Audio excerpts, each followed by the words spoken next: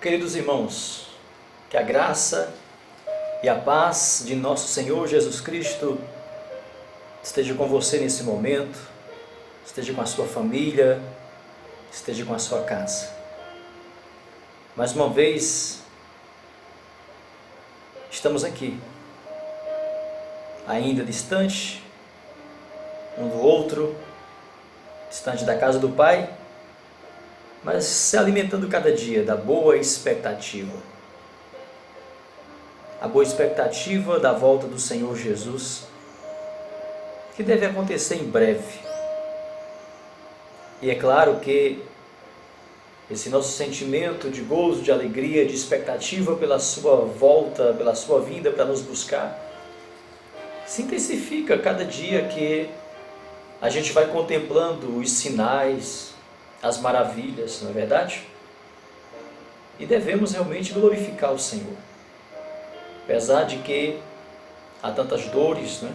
Tantos sofrimentos, cada dia a gente percebe as dores se aproximando mais da gente, quer seja por um ente querido que contraiu esse vírus, quer seja por um amigo que veio a óbito. Tudo isso traz realmente tristeza ao nosso coração. Mas em tudo nós devemos louvar e exaltar o Senhor e manter a nossa fé, manter sempre em nossos lábios um cântico de louvor e de adoração, como os irmãos têm feito aí, aproveitado os seus momentos de confinamento para estar louvando, para estar compartilhando um louvor, uma oração, um versículo bíblico. Tudo isto, meus queridos, é muito importante.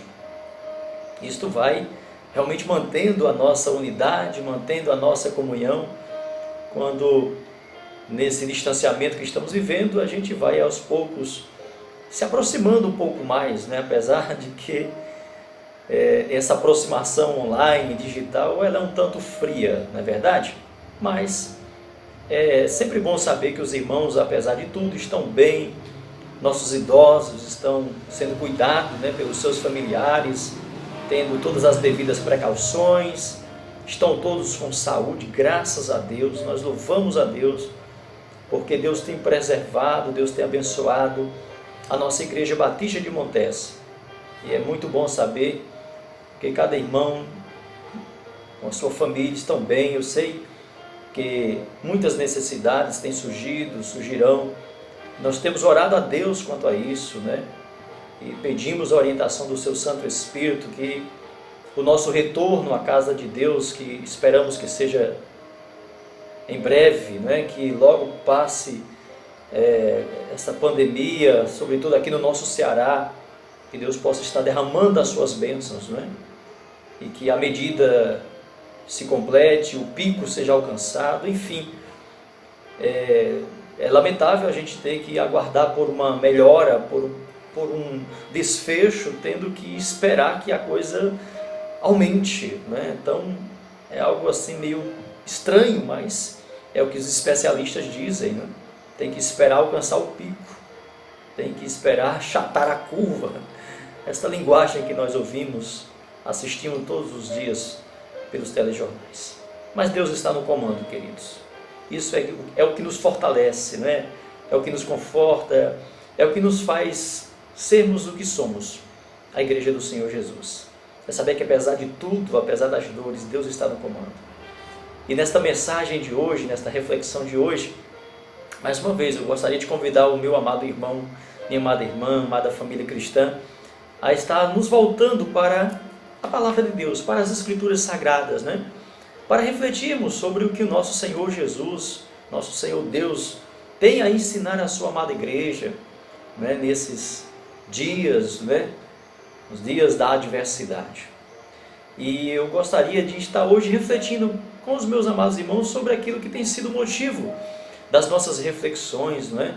Nesses dias, né? Sobre o que a Bíblia fala sobre os dias do fim, como será o nosso proceder como igreja, como cristãos, como que o mundo vai estar, como que o mundo reagirá aos sinais de Deus, aos sinais proféticos, né? Então nós temos o ensinamento da palavra do Senhor Deus, e o ensinamento do nosso Deus vai nos mostrar, nos ensinar como nós devemos reagir e vai nos advertir quanto às reações do mundo, não é? E que nós possamos sermos instrumentos nas mãos de Deus nesses dias difíceis, porque nós temos um amparo, irmãos, nós temos a palavra, nós somos um povo realmente abençoados e não temos do que reclamar. Nós temos que exaltar a nossa dor, a nossa tristeza, ela se intensifica porque nós contemplamos as dores daqueles que não conhecem a verdade, certo? Não conseguem fazer a leitura dos fatos por outra via, senão a via da ciência, a via das epidemias, das situações meramente terrena, humana, não é verdade? E nós, como crentes em Cristo Jesus, nossa leitura ela é muito mais ampla, ela é muito mais abrangente, porque ela tem realmente um fundo histórico, um fundo profético, melhor dizendo. Então convido você nesse momento para abrir o livro santo. Vamos ler o Evangelho de João, capítulo 14, versículo 26. Gostaria que você lesse comigo esta passagem bíblica de João 14, versículo 26. Assim nos diz a palavra do Senhor Jesus: mas o Consolador, o Espírito Santo, que o Pai enviará em meu nome, vos ensinará todas as coisas e vos fará lembrar de tudo o que vos tenho dito.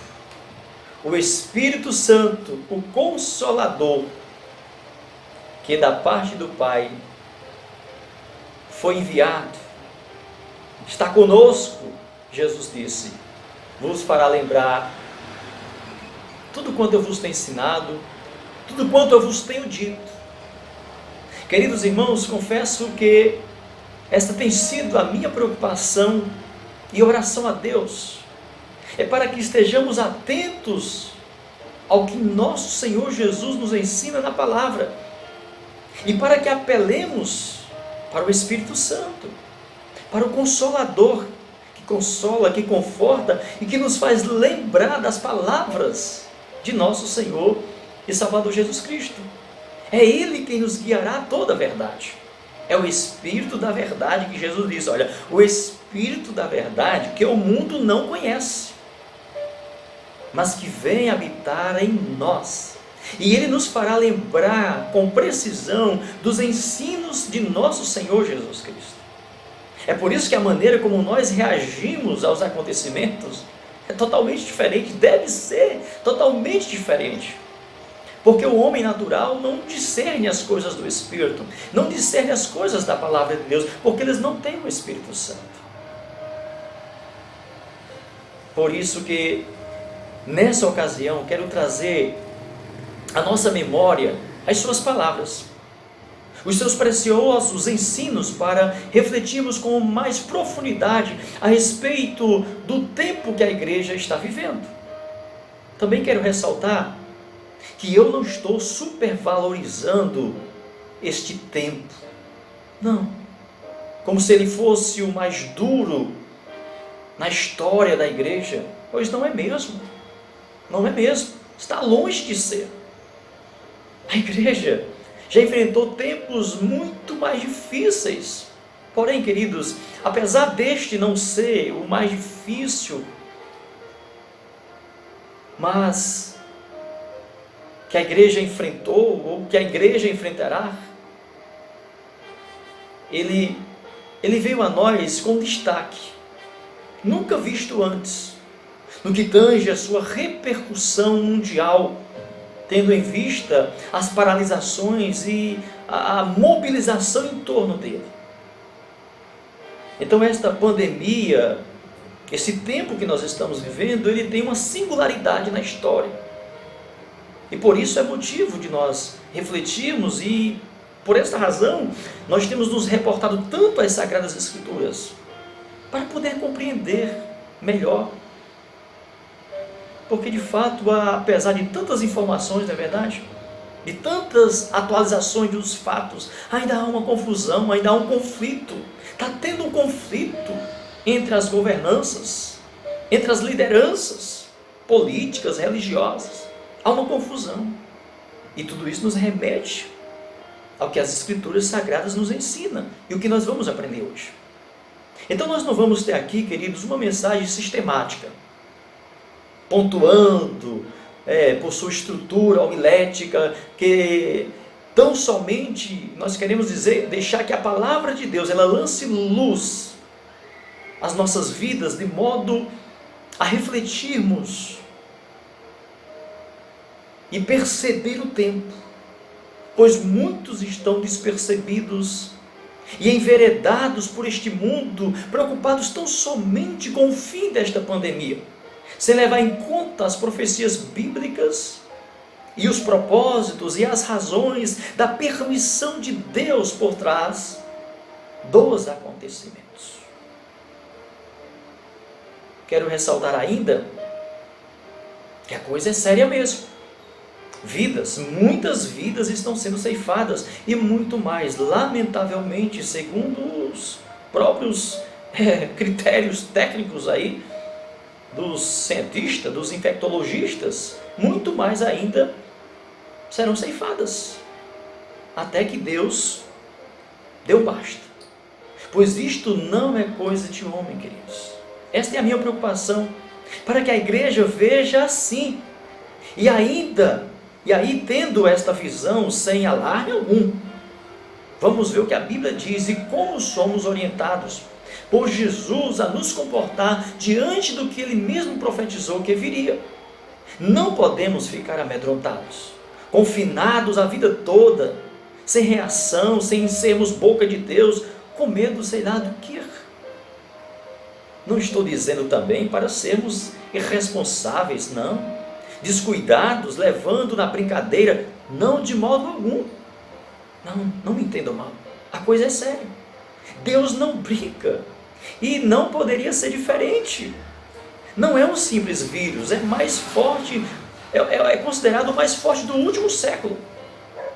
Mas não tão quanto, nós sabemos pelas informações que temos, tão forte ou tão letal quanto a gripe espanhola, por exemplo, que em 1918, logo após a Primeira Guerra Mundial, matou cerca de 40 milhões de pessoas, e cerca de 30 mil brasileiros perderam as suas vidas com a pandemia da crise da gripe espanhola. E uma das vítimas mais ilustres foi o presidente eleito Rodrigues Alves, Só para os irmãos terem ideia, só no Rio de Janeiro foram mais de 15 mil mortos. É claro que não havia na época, todo o aparato que nós temos hoje, não havia o sistema público, o sistema único de saúde, não tinha. Nem tínhamos a ciência que nós temos hoje, nem temos as vacinações que nós temos hoje em massa para combater já as gripes, como H1N1 e outras mais, que à medida que elas se manifestam, os cientistas logo descobrem a sua vacina, seu antídoto, enfim. E a nossa oração é que isso aconteça, e sabemos que é Deus que dá ao homem, que dá ao cientista, que dá ao pesquisador, que sopra realmente esse conhecimento. Porém, queridos, tudo isto não se compara com o que ainda está por vir, pois tudo o que se viveu até hoje são princípios das dores. Mesmo assim, devemos pedir a proteção de Deus, a fim de que não nos contaminemos, nem viemos contaminar a ninguém. Por isso os cuidados, todos esses cuidados que nós já sabemos de cor, devemos manter para preservar os nossos, sobretudo o grupo que estão aí na área de risco, nossos idosos, enfim. Então devemos pedir a proteção a Deus e continuar firme. Mas caso aconteça de alguém dentre nós ser contaminado, ser atingido por esse vírus, que nós clamemos ao Senhor pela cura, e Deus já tem feito isso. Milhares têm sido curados. Eu tenho um exemplo de pessoas, você tem exemplo de pessoas que foram curados. Mas lamentavelmente, em meio à guerra, nem todos saem ilesos, não é verdade? Nem todos escapam a uma guerra. Há sempre aqueles que serão ceifados. E fica a nossa oração de conforto e de consolo por aqueles que são vitimados por estas epidemias que assolam o mundo, que tem assolado as pessoas. Então vamos continuar sendo firmes, convictos, até a volta de Jesus, sem nos apavorarmos, sem alarme algum. Bom, quero começar destacando na Bíblia um mas para vós. Palavras que eu quero destacar das profecias, em primeiro lugar, é de esperança e alegria para a igreja. Por mais que seja a dor da igreja, sempre haverá um mas para vós no final. Isto é maravilhoso, queridos, como nós lemos as Escrituras. A Bíblia anuncia todas as tragédias, não é? Todas as guerras, epidemias, as pestes que vêm assolando, destruindo o mundo. Mas aí, em meio a toda turbulência, em meio a todo vendaval, a Bíblia vem com aquele mas, o mas de alívio, o mas que enche os nossos pulmões de oxigênio, de graça. Este mas para vós quer alcançar você também. Você que está nos ouvindo, em meio a todas as tragédias, em meio a todos os noticiários de desgraça, de morte, de assolação, em meio às profecias bíblicas, as quais alguém pode chamar os que pregam a Bíblia de profetas do caos, da morte, da guerra. Não. As profecias que anunciam as guerras, que anunciam as pestes, têm como propósito levar os homens ao arrependimento, à conversão.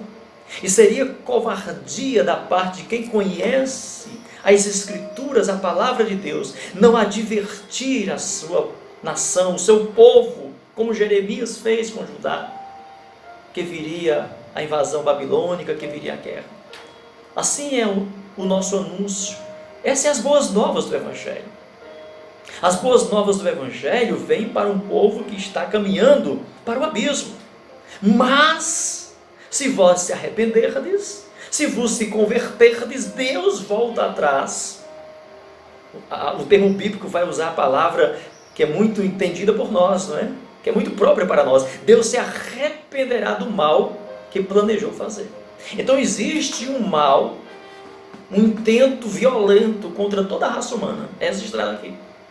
Mas, se houver arrependimento, se nos voltarmos para Deus, Deus diz claramente na sua palavra, também Deus dirá, basta, não haverá abismo, não haverá guerra, não haverá mortandade. Mas infelizmente o homem não se volta para Deus. Mas para os que já se voltaram, mas para você que se voltará para Deus, olha o que diz a palavra santa do Senhor. Malaquias 4:2. Mas para vós que temeis o nome do Senhor. Perceba o que eu falei antes, não é? De algumas coisas que talvez a gente já está cansado de ouvir. De dores, de sofrimento, de morte, de peste. Vamos falar ainda. Mas olha a boa notícia. Mas para vós que temeis, você teme o nome do Senhor? O que acontece? Nascerá o sol da justiça, trazendo salvação debaixo das suas asas, e saireis, e saltareis, exultareis, alegrareis, como bezerros libertos da estrebaria. Para os que creem no Senhor, para os que esperam no Senhor, haverá libertação, haverá júbilo, haverá alegria. A vitória vem depois da muralha, vem depois da turbulência.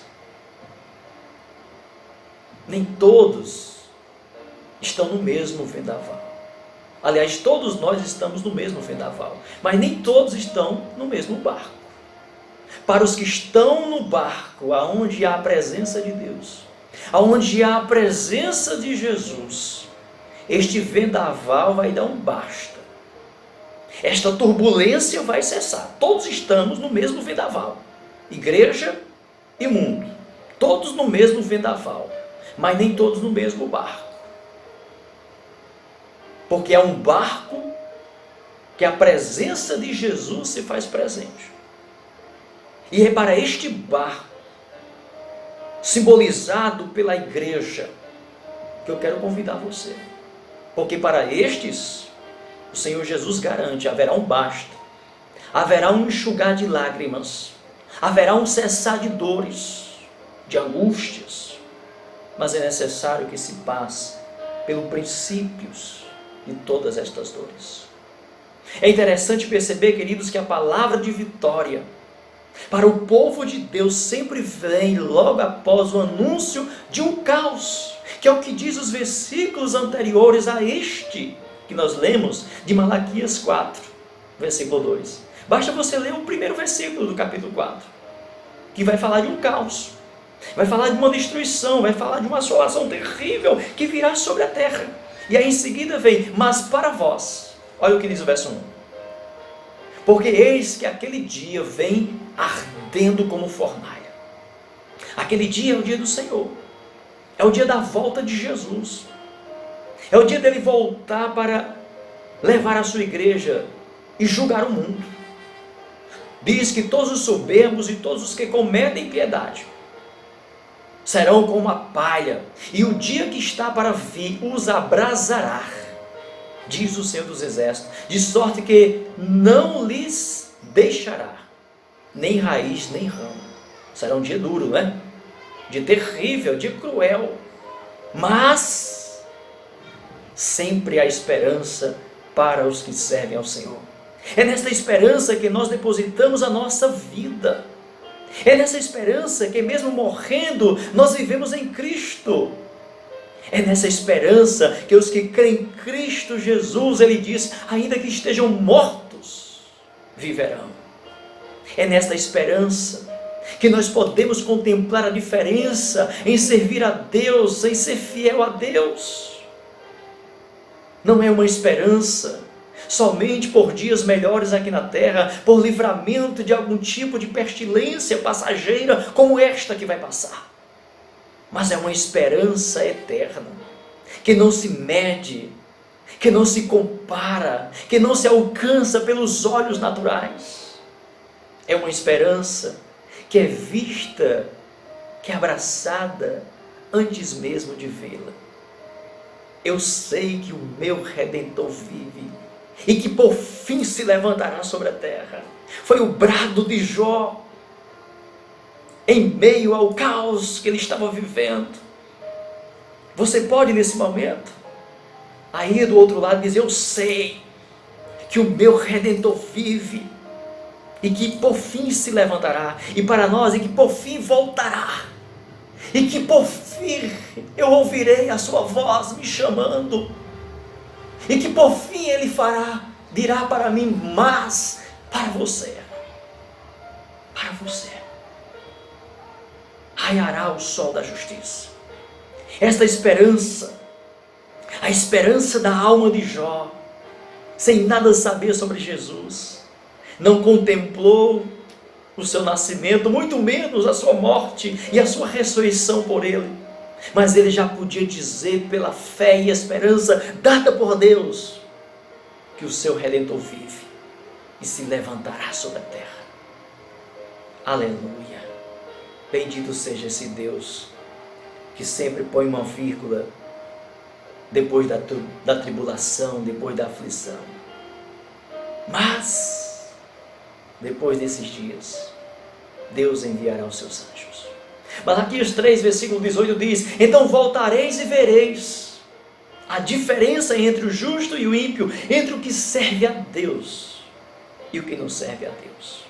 É nesse dia, querido. É no dia que está por vir. É no dia que está próximo de experimentar a diferença dos que servem a Deus e dos que não servem ao Senhor. dos que são fiéis ao Senhor e dos que não são fiéis ao Senhor. Esta é a diferença, meus irmãos, que eu desejo que você viva nestes dias.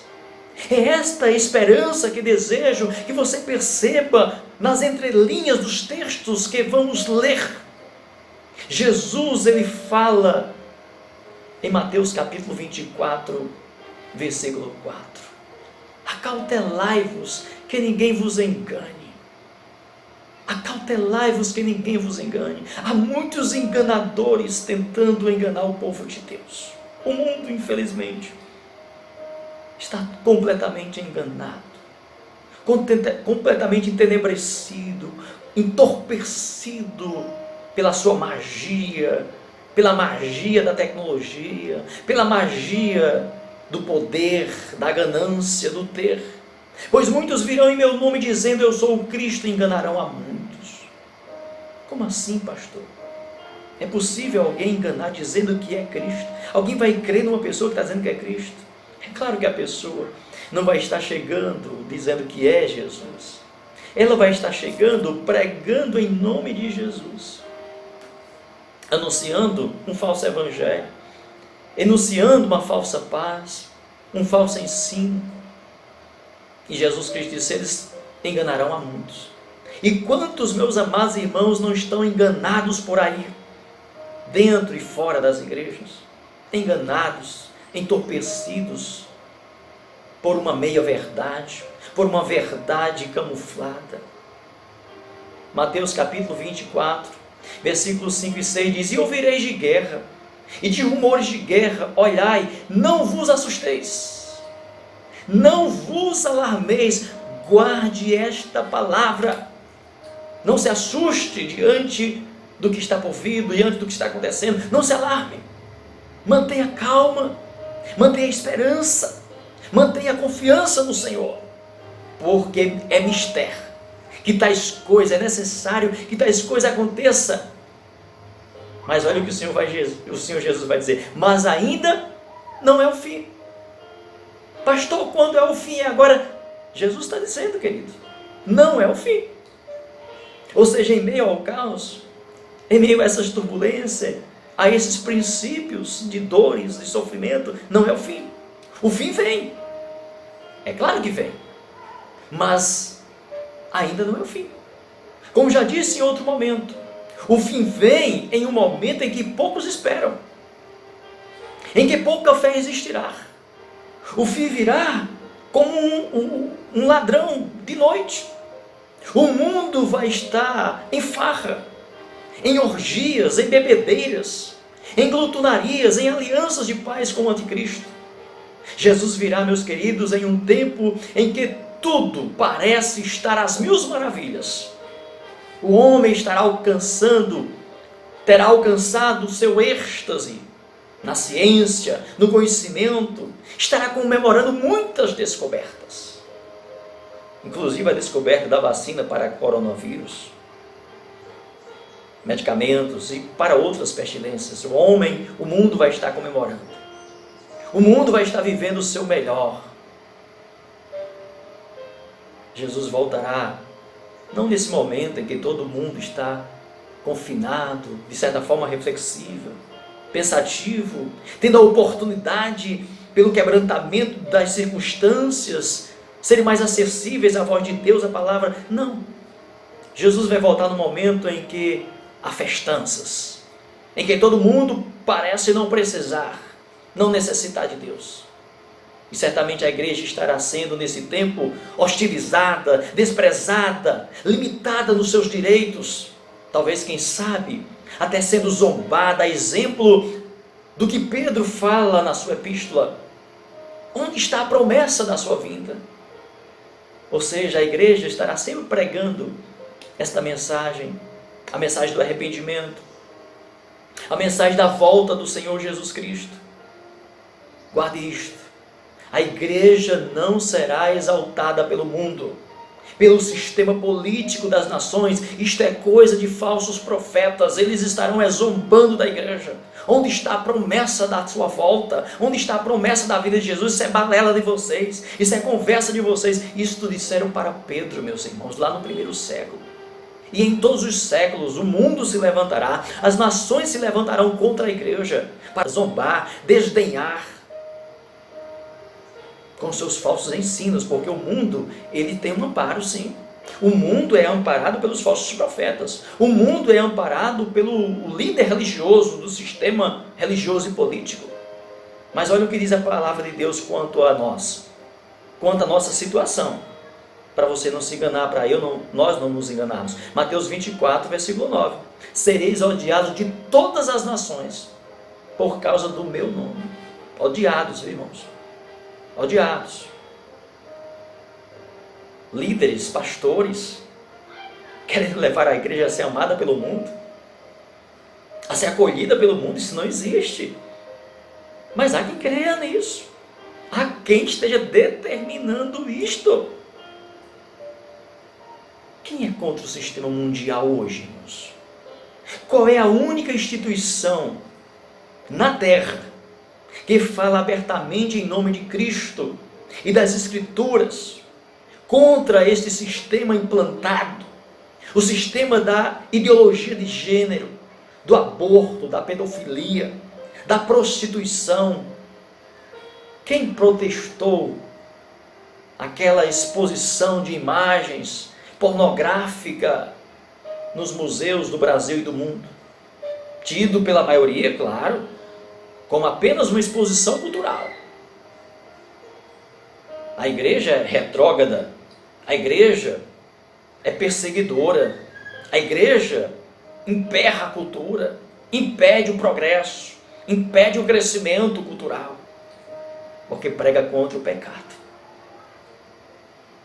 Foi o que aconteceu lá em Roma, nos Coliseus. Os cristãos não davam audiência aos gladiadores, às festas pagãs que Nero e os demais imperadores organizavam lá no Coliseu de Roma, matando as pessoas, a brutalidade, a violência. Os cristãos não comungavam com aquilo.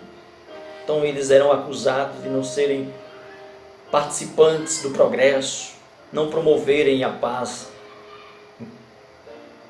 da maneira que eles queriam que fosse. Quem defende e valoriza os princípios da família e prega contra a prática pecaminosa do homossexualismo, da sodomia, práticas pecaminosas tão amplamente, tão largamente exaltadas pela mídia, que ampara um estuprador, um assassino, e não é capaz de consolar uma família dilacerada pela dor, vitimada por aqueles a quem eles abraçam. Que povo incomoda este sistema? A igreja. Isso mesmo.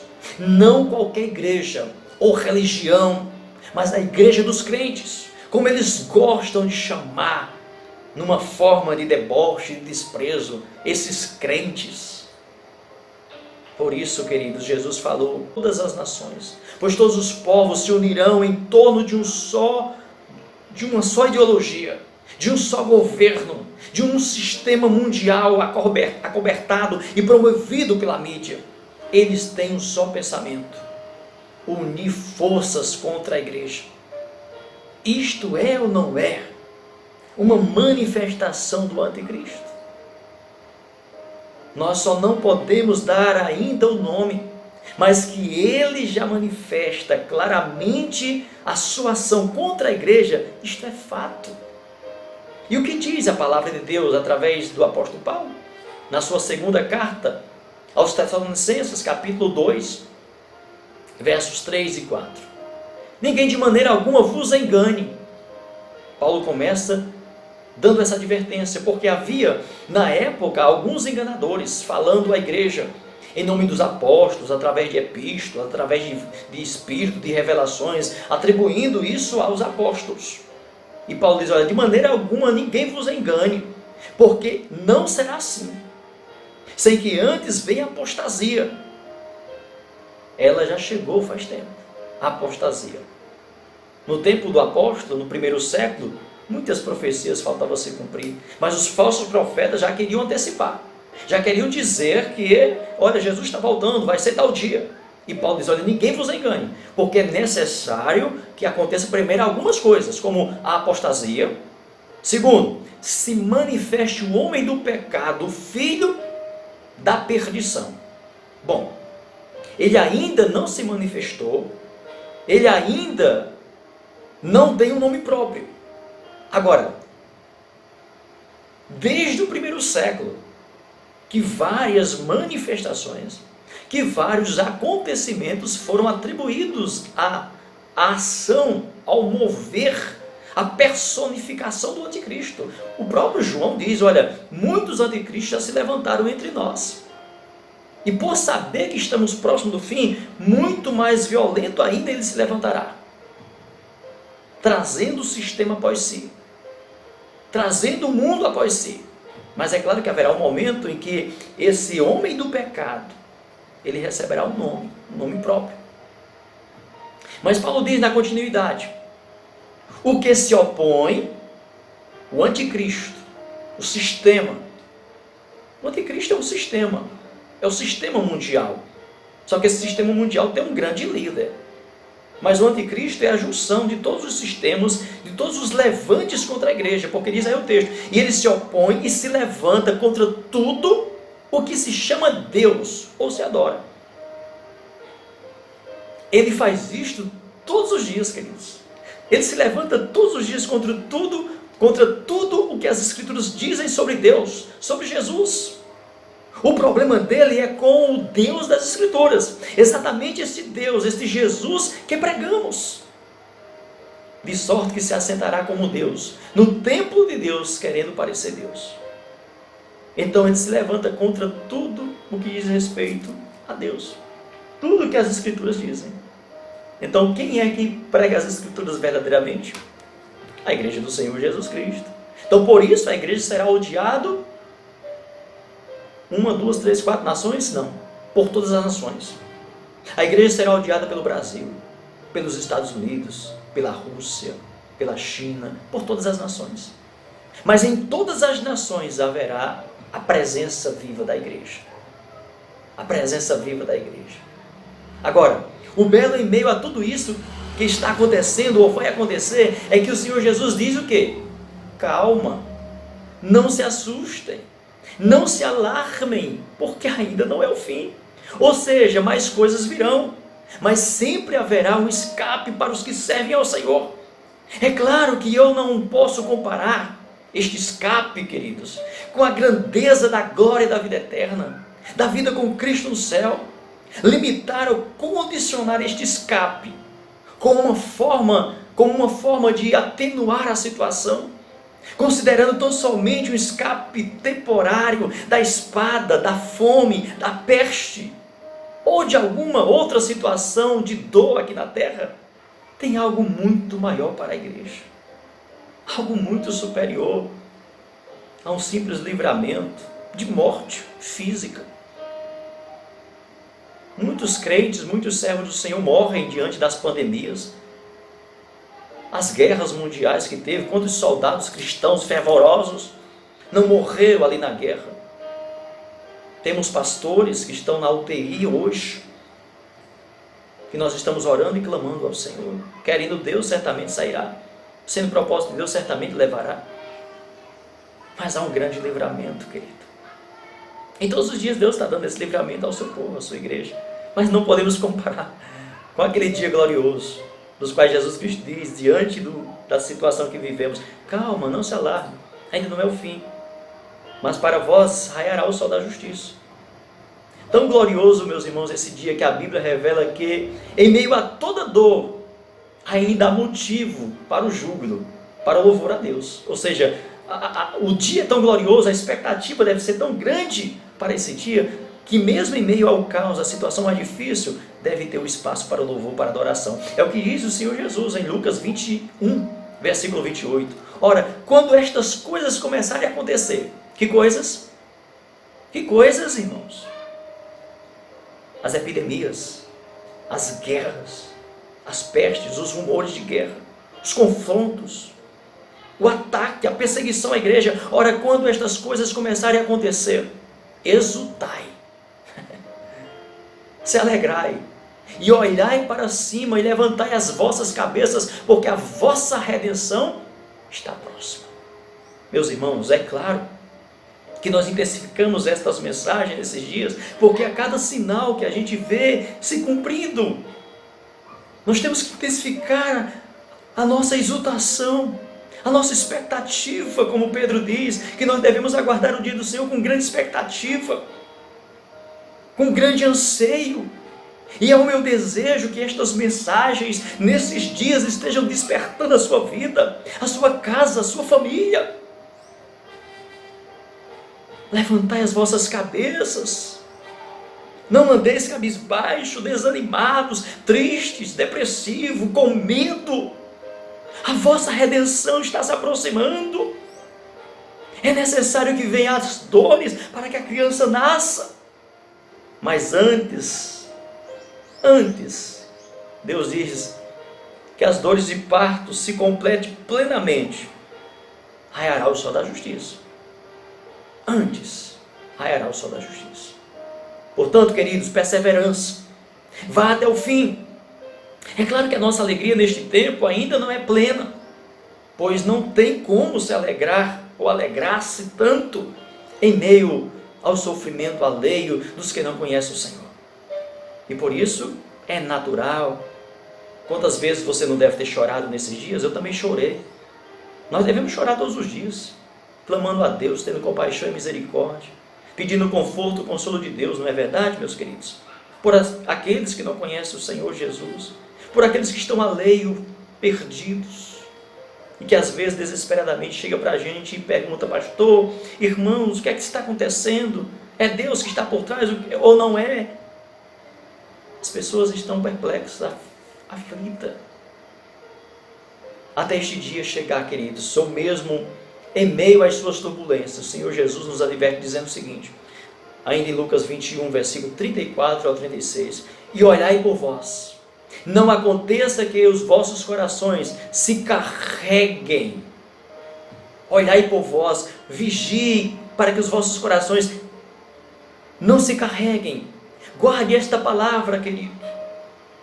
Não se envaideça, não se conforme, não se envolva com este mundo, com seus prazeres, os que usam, os que consomem deste mundo, seja como se dele não precisasse. Cuidado para que os vossos corações não se carreguem de glutonaria, de embriaguez e dos cuidados da vida. Que vou comer amanhã? Como eu vou pagar aquela conta? Eu preciso comprar isto.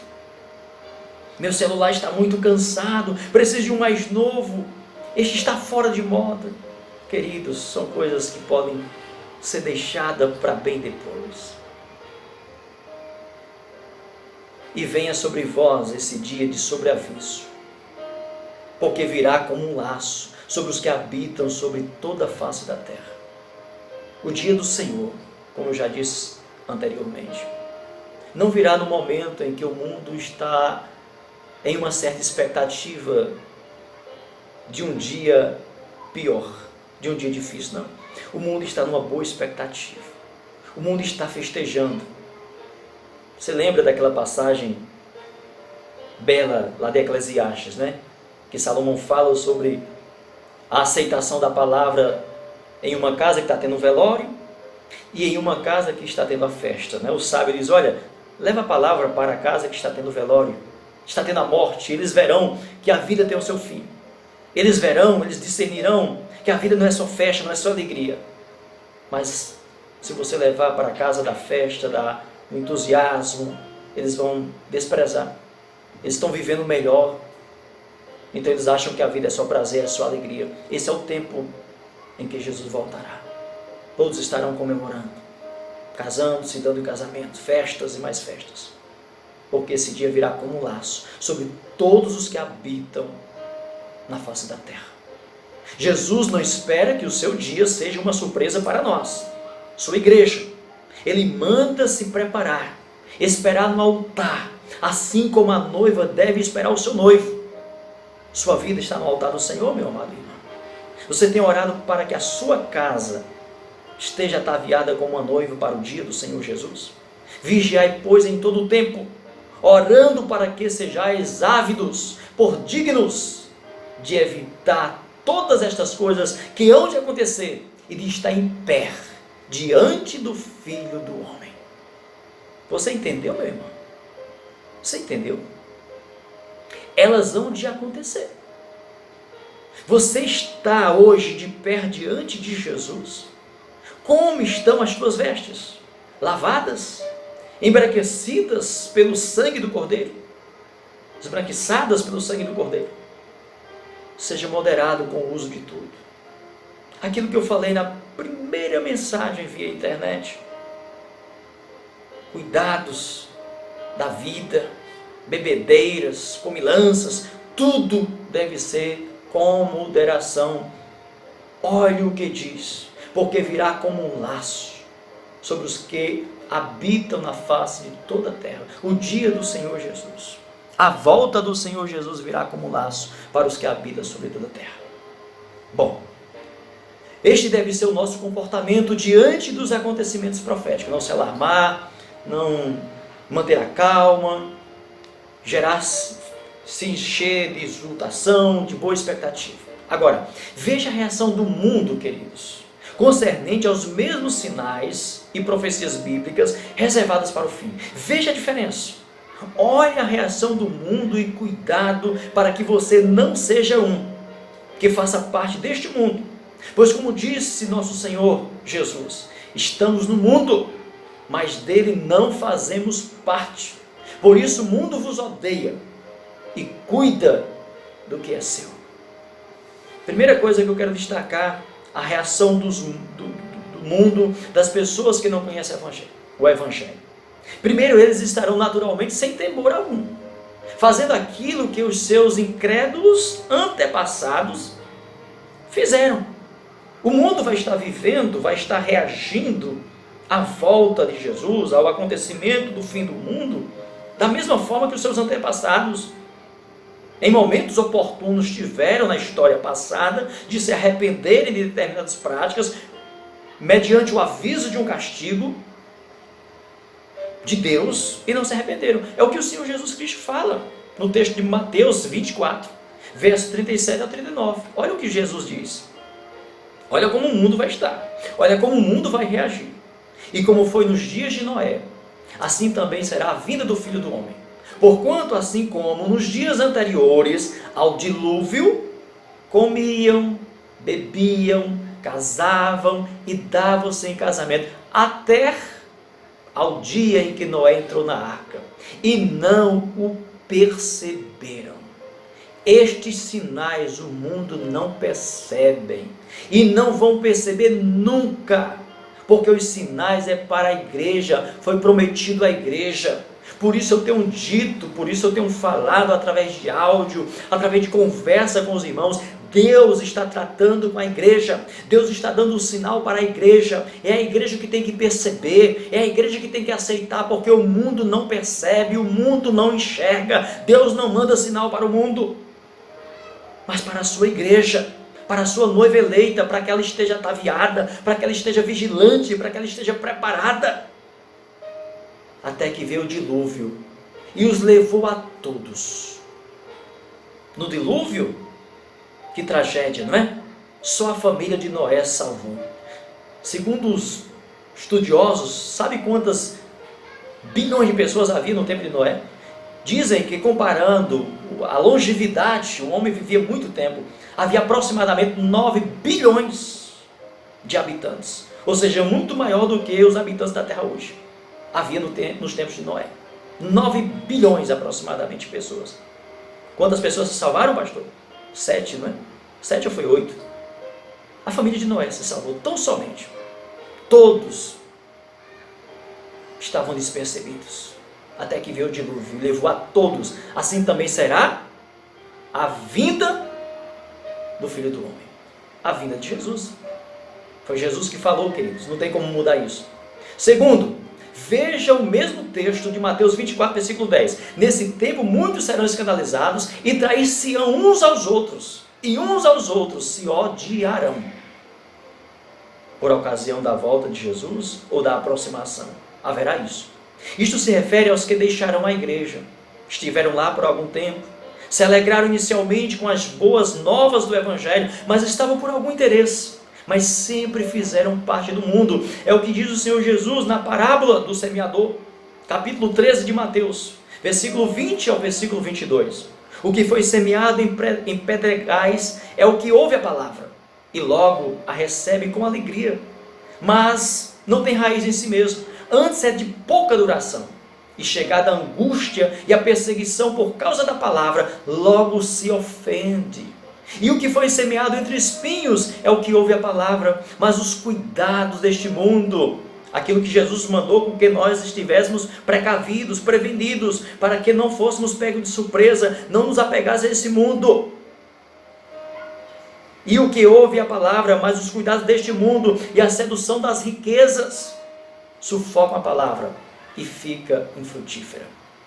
Terceiro, como vimos em Lucas, apesar das dores, a igreja se alegrará, exultará com a vinda do Senhor, que se dará logo após a grande tribulação prevista para o fim. Mas a reação do mundo é outra. Qual é a reação do mundo, pastor? Mateus 24, versículo 9 ao 31 diz o seguinte, olha só. E logo depois da aflição daqueles dias, o sol escurecerá, e a lua não dará luz, e as estrelas cairão do céu, e as potências dos céus serão abaladas. Então aparecerá no céu o sinal do Filho do Homem. Olha o que vai acontecer. E todas as tribos da terra se lamentarão, e verão o Filho do Homem vindo sobre as nuvens do céu, com poder e grande glória. E ele enviará os seus anjos com rijo clamor de trombeta, os quais ajuntarão os seus escolhidos desde os quatro ventos de uma a outra extremidade dos céus. Percebam uma coisa, queridos, quando eles virem tudo isto, pois o mundo só perceberá os sinais no final, quando Cristo já estiver rompendo as nuvens do céu. Aí alguns podem pensar, era isto que faltava, era isto que estava faltando para todos crerem e se converterem. Negativo. Eles já estão com a marca da besta carimbada em seus corações petrificados.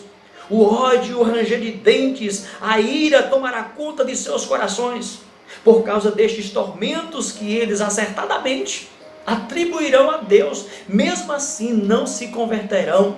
Em meio a toda dor e flagelo, vindo da parte de Deus, desejarão antes a morte, do que se voltarem para Deus, que tem o poder sobre todas estas pragas.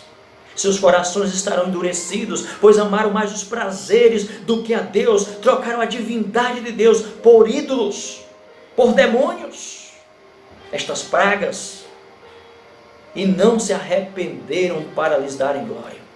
Diz a palavra de Deus em Apocalipse, capítulo 19, versículo 18 a 11. Olha a reação dos homens, do mundo, que vão reconhecer o Cordeiro de Deus. E o quarto anjo derramou a sua trombeta, a sua taça sobre o sol, e foi-lhe permitido que abrasasse os homens com fogo. E os homens foram abrasados com grandes calores, e blasfemaram o nome de Deus, que tem poder sobre estas pragas, e não se arrependeram para darem glória. Percebam, vem o castigo, vem as pragas, as pestilências, o homem sofrendo, mas não se arrependeram para dar glória a Deus. Esta é a reação do mundo, diferente da reação da igreja. E o quinto anjo derramou a sua taça sobre o trono da besta, e o seu reino se fez tenebroso, e eles mordiam as suas línguas de dor, e por causa das suas dores, e por causa das suas chagas, se arrependeram? Não. Blasfemaram do Deus do céu, e não se arrependeram das suas obras. É assim que o mundo vai estar. É assim que o mundo reagirá, quando sentir os sinais, quando sentir realmente a mão de Deus, as pragas vindo com potência.